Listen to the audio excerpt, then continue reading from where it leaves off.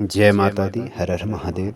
मित्रों, किसी भी जन्म कुंडली के घर के स्वामी ग्रह का किसी अन्य भाव में बैठे होने का कारण जो है अच्छा या बुरा प्रभाव निश्चित रूप से पड़ता ही है।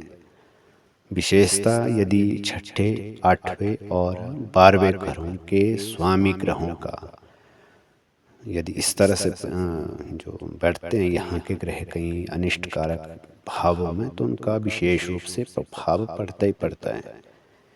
इन तीनों घरों के ग्रह जातक के जीवन में अचानक ऐसी घटनाएं घटित करवा देते हैं कि जिससे जातक केवल मात्र दर्शक बन करके ही देखता रह जाता है। इस भूमंडल में हमारे शरीर सहित सभी पदार्थ पंच महाभूतों का ही परिवर्तित रूप है।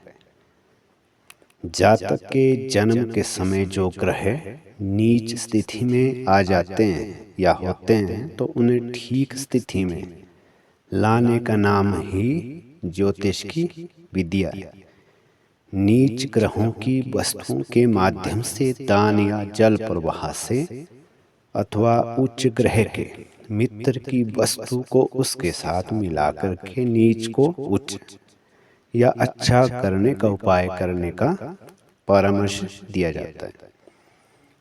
मान लो किसी जातक का चंद्र ग्रह जो है नीच का है, तो उस जातक को चांदी में मोती पहनकर सोमवार के दिन या प्रतिदिन हो सके तो शंकर भगवान जी की आराधना करके माँ भगवती की भी आराधना कर सकता है और खुद की माता जी की भी सेवा करके अथवा चंद्र की वस्तु जैसे चांदी, चावल या दूध धर्म स्थान में दे करके या जल प्रवाह करके चंद्र को उच्च करने का उपाय मिलता है।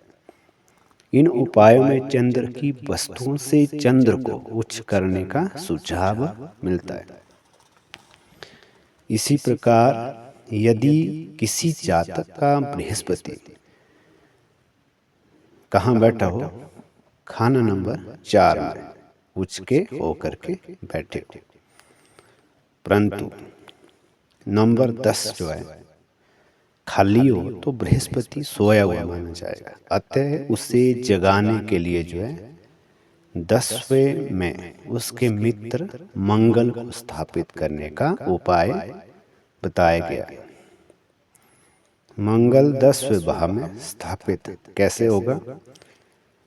सरकारी कार्यालयों, तहसील, उपमंडल अधिकारी के कार्यालयों का जो प्रांगण होता है उसमें मंगल की वस्तुएं जमीन में दबा सकते हैं, परंतु वहाँ एक तो आजकल वो ज़माना नहीं रहा, तो कई तरह के पनिशमेंटें भी आ सकती है। तो कुछ ऐसे उपाय भी आप कर सकते हैं कि सरकारी विभाग के किसी व्यक्ति के साथ मैत्री कर सकते हैं, तो तब भी ग्रह जागृत होता है। इसी का दूसरा एक उपाय है कि अपने पिता द्वारा बनाए गए मकान की जो है पश्चिम दिशा की दीवार पर कोई तेज धार हथियार जो है टांग दें, या जातक जो है आप मुर्गे का मांस जीवन भर तक ना खाएं। ये भी एक उपाय है। पीले रंग के मुर्गे को लाल मसर की दाल खिलाएं। ऐसा करके जो है बृहस्पति को मंगल से मिलाकर के उच्च करने का उपाय बताया गया है। किसमें? रेड बुक में।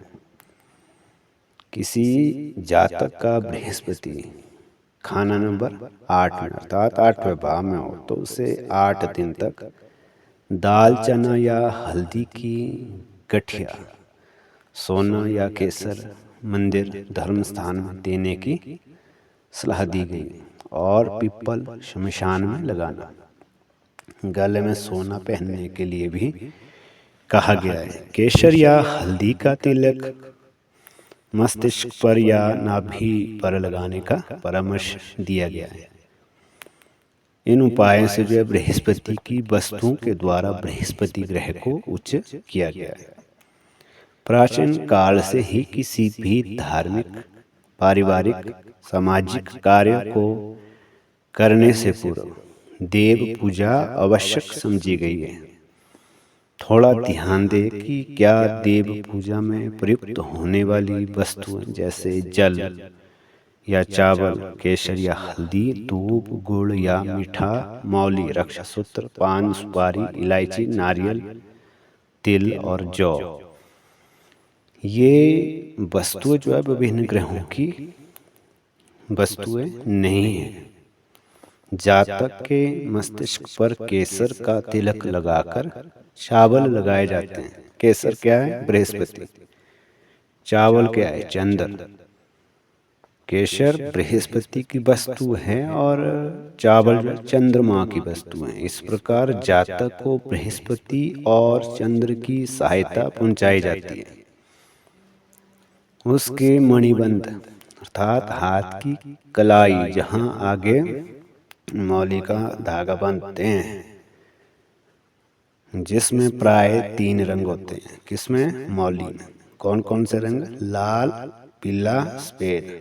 पहले कुछ समय पहले इस तरह की मौली आती थी, अब जो रेड में ही आने लगी है। तो शुद्ध मौली वही है, लाल, पीला और सफेद रंग जिसमें हो।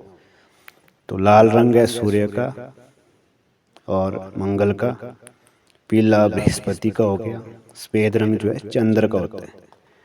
तब भी यही कामना की जाती है कि अमुक जातक की ये तीनों ग्रह जो है रक्षा करें। इन तथ्यों से बात पूर्ण रूप से स्पष्ट हो जाती है कि जो लोग ज्योतिष को ढकोसला मात्र मानते हैं, उनके लिए भी हम कुछ नहीं कह सकते हैं। जिन्होंने मानना ही नहीं, उनके लिए कोई ये नहीं है। परंतु व्यवहार में ज्योतिष को लाएंगे तो काफी कुछ हद तक जीवन की कार्य क्षमता, शैली इत्यादि में आप सुधार ला सकते हैं।